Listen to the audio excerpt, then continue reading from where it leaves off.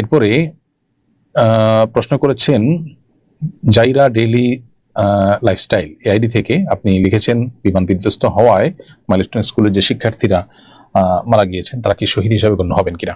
নবী করিম সাল্লাল্লাহু আলাইহি সাল্লাম 7 শ্রেণী মানুষকেই শাহাদাতের মৃত্যু বলে ঘোষণা করেছেন, 7 শ্রেণীর মৃত্যুকে, যেটি সুনান আবু দাউদ সহিহ হাদিসের কিতাবে বর্ণিত হয়েছে। সেই 7 শ্রেণীর মৃত্যুর মধ্যে আল্লাহর রাহে যারা আপনার জিহাদে শামিল হয়ে শরীক হয়ে যারা শাহাদাত বরণ করেছেন তাদের বাইরে মূলত 7 শ্রেণীর কথা বলা হয়েছে। তাদের মধ্যে পেটের পীড়ায় মারা যাওয়া ব্যক্তি, পানিতে ডুবে মারা যাওয়া ব্যক্তি, আগুনে পুড়ে মারা যাওয়া ব্যক্তি, তারপর পক্ষাঘাতগ্রস্ত রোগে মারা যাওয়া ব্যক্তি, তারপরে আপনার প্লেগ রোগে বা মহামারীতে মারা যাওয়া ব্যক্তি, এবং যে কোনো কিছু নিচে চাপা পড়ে মারা যাওয়া ব্যক্তি, এবং কোনো নারী যিনি আসলে সন্তান প্রসব করতে গিয়ে মারা যান।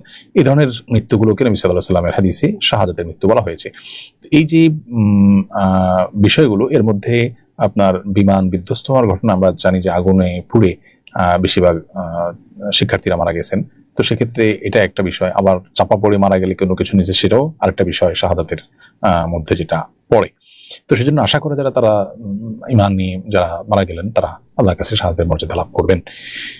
আল্লাহ তাআলা তাদের প্রতি রহম করুন, তাদের শোক সন্তপ্ত পরিবারকে আল্লাহ তাআলা উত্তম বিকল্প দিন এবং সন্তান নসিব করুন, আমরা সেই দোয়া করি।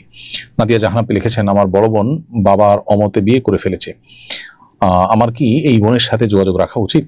বোন নাদিয়া, আপনার বড় বোন বাবা মায়ের অমতে বিবাহ করেছেন। ফুকাহে আহনাফের মতে প্রাপ্তবয়স্কা মেয়ে বাবা মার অমতে বিয়ে করলে বিয়ে হয়ে যায়, যদিও অন্যান্য ফকিহগণের মতের ক্ষেত্রে ভিন্ন। তারা বলেন যে আইয়ুমা ইমরাআতিন নাকাহাত নাফসাহা মিন গায়রি ইযনি ওয়ালিহা ফানিকাহুহা বাতিলুন। কোনো ব্যক্তি, কোনো নারী যদি অভিভাবকের সম্মতি ছাড়া অভিভাবকের অমতে যদি বিবাহ করে তাহলে তার বিয়ে বাতিল।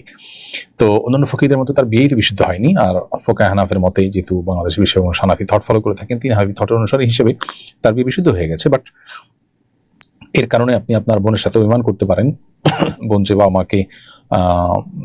মাকে না জানিয়ে বা তাদের মতামতকে উপেক্ষা করে বিয়ে করেছেন, সেজন্য আপনি বোনের প্রতি অভিমান করার রাইট আপনার আছে, এবং বোন যেন তার ভুল বুঝতে পারেন, সেজন্য তার প্রতি মানসিক চাপ যেন হয়, সেই জায়গা থেকে আপনার অভিমান করার রাইট আছে। কিন্তু এর মানে এই না যে রক্ত সম্পর্কীয় বোনের সাথে আপনি চিরকালের জন্য সম্পর্ক ছিন্ন করবেন, যেটা আজকাল আমাদের সমাজে দেখা যায়।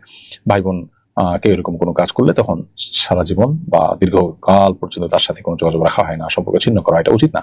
আত্মীয়তা সম্পর্ক ঠিক রাখা এটা আপন জায়গায় আপনার কর্তব্য, সেটা আপনাকে করতে হবে।